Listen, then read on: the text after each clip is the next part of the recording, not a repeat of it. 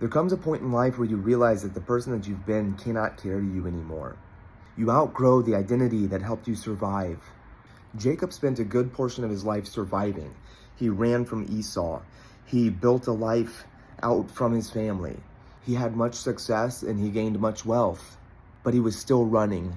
And then one day, he stopped running. He wrestled God, and God didn't heal him. God wounded him. He forever walked with a limp. Let that really sit with you for a second. Jacob did not become Israel by getting stronger.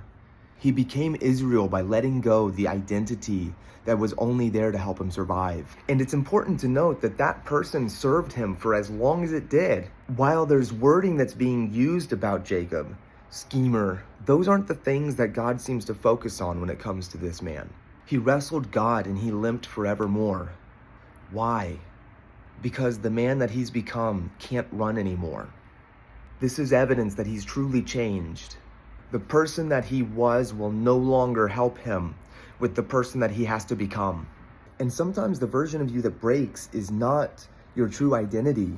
Sometimes that's the identity that you have to get rid of in order to become who you truly are.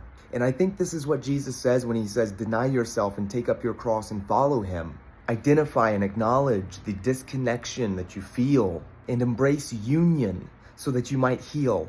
Maybe you walk with a limp. Maybe there are things where you have to give up and you're forever going to have to be reminded of that as an evidence that you have had to go through this experience. But I think if you were to ask Jacob if that limp was worth it, I think that he would recognize that it's the thing that helped him to restore his relationship with his brother, and that without that limp, he wouldn't be able to be the man that he became. Jacob lost his name, but he became himself.